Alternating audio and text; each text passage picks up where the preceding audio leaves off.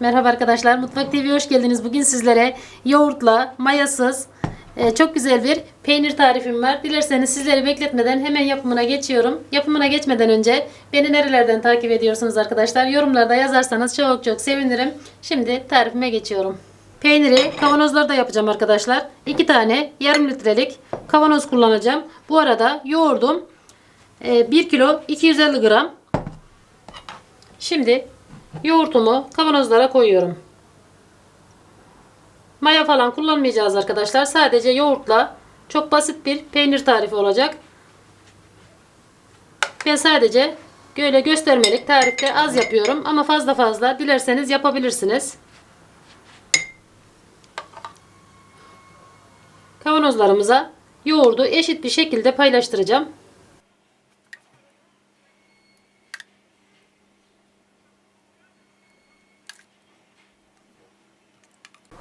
Yoğurdunu koyduktan sonra şöyle yarım çay kaşığı tuz birine koyuyorum. Yarım çay kaşığı da birine koyuyorum. Dilerseniz tuz kullanmadan da yapabilirsiniz arkadaşlar. Şimdi kapaklarını sıkı sıkı kapatalım.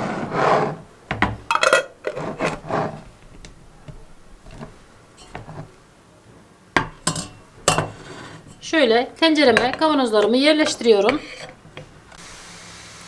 Şimdi tenceremin yarısında su koyacağım.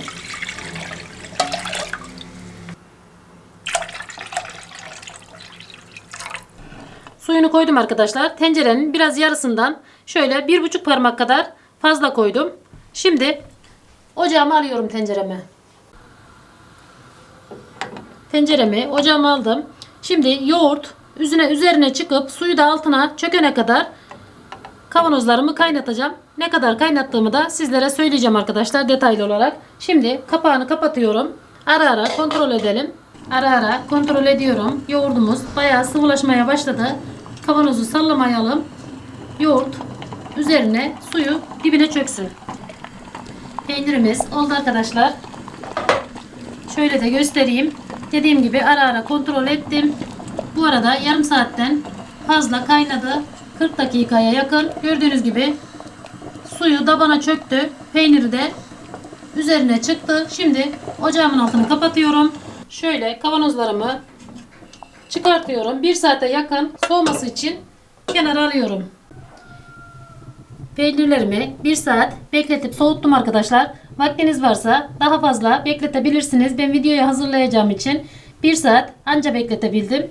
Şöyle de göstereyim. Harika bir peynir olacak arkadaşlar. Şimdi kavanozlarımın havasını alıyorum. Şu şekilde bıçakla havasını alalım.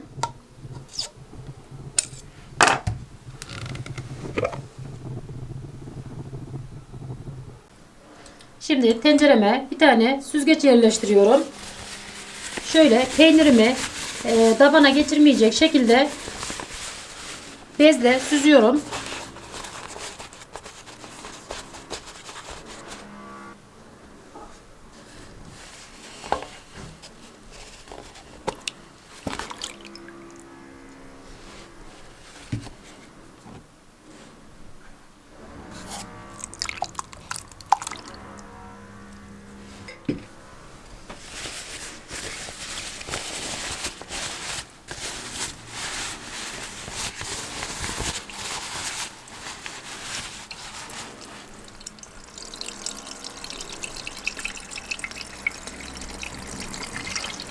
Şöyle elimizle biraz bastıralım.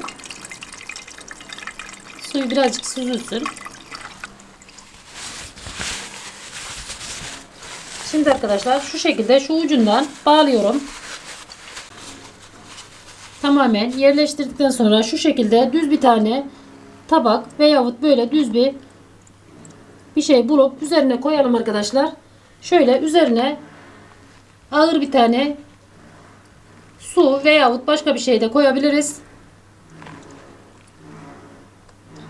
Şimdi peynirimi iyice kıvama gelene kadar suyunu süzdürüyorum. Peynirim kıvam aldı. Birkaç kez kontrol ettim. Şimdi bakalım peynirimiz nasıl olmuş.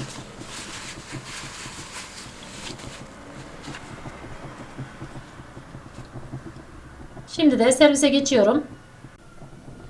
Peynirim servise hazır arkadaşlar. Gördüğünüz gibi hem kolay hem de lezzetli bir peynir yaptık.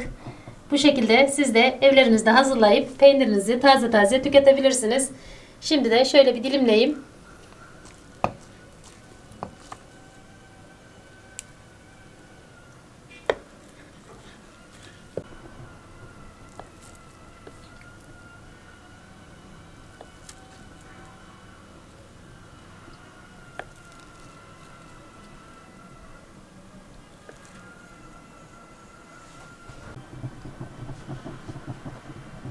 Peynirim servise hazır arkadaşlar. Taze taze kahvaltıya şöyle de sizler için tadına bakacağım. Umarım sizler de dener ve beğenirsiniz. Buraya kadar izlediyseniz yorumlarınızı bekliyorum.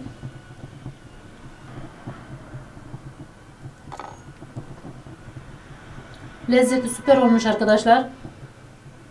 Nasıl anlatsam bilemiyorum. İnşallah sizler de dener ve beğenirsiniz. Bugünlük de bir tarifimin sonuna geldim. Beğenmeyi, paylaşmayı, yorum yazmayı, kanalıma abone olmayı unutmayın. Bildirimleri açarsanız bu gibi tariflerimden haberdar olabilirsiniz. İzlediğiniz için hepinize ayrı ayrı teşekkür ederim. Kendinize iyi bakın. Hoşça kalın.